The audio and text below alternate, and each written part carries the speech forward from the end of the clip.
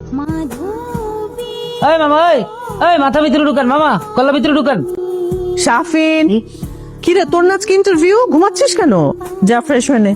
আজকেও চেহারাটা দেখতে পেলাম না ঠিক মতো। বেশ কয়েকদিন যাবৎ নীল শাড়ি পরিহিত মেয়েটি আমার স্বপ্নে আসছে। খুব ইচ্ছে হয় স্বপ্নটা শেষ করতে, কিন্তু না, বারবার ভেঙে যায়। ইস, এত তাড়াতাড়ি কেন সকাল হয়ে যায়? জীবনে কখনো কাউকে প্রপোজ করতে পারলাম না। অন্তত স্বপ্নে হলেও না হয় প্রপোজটা হোক, সেটাও জুটে না। তোরে আমি এখনই ফেসবুক থেকে ডিলিট করে দিব। ডিলিট করে মানে তুই ব্লক কর আমারে, কিসের ডিলিট? তোর নামটা কি জানি? হ্যাঁ, এটা কে রে? কোনটা? এই যে উপরে যা উপরে যা, এই নীল শাড়ি পরা মেয়েটা, এটা কে? এইটা স্নিগ্ধা। আরে আমাদের ক্লাসমেট ছিল না আনিকা, আনিকার কাজিন।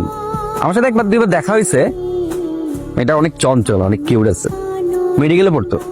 মেডিকেলে পড়ে মানে ডাক্তার? মানে একটা ডাক্তারের প্রেমে পড়ে বসে আছি কি? মানে আমি না বেশ কিছুদিন ধরে স্বপ্ন দেখি, বুঝছস? স্বপ্নে একটা এরকম ওনার নীল শাড়ি পরে আমার স্বপ্নে আসে, আমার দিকে এসে তাকায় থাকে। অ্যাকসেপ্ট করবে কি করবে না কে জানে, নাকি ব্যাপারটা ছেঁচড়ামি হয়ে গেল। এই মামা, মামা, ও সরি, আসলে আমার হাতে একদম সময় নেই, অনেক তাড়া আছে আমার। রিক্সাটা আমি নেই। হ্যাঁ হ্যাঁ প্লিজ, সমস্যা নেই। বাই দ্য ওয়ে, আপনি চাইলে আসতে পারেন, আমি সামনেই হাসপাতালে নেমে যাব। না না সমস্যা নেই, আমি আরেকটা রিক্সা নিয়ে নিচ্ছি, আপনি যান। ইটস ওকে, এই সময় এখানে রিক্সাও পাবেন না, আসুন।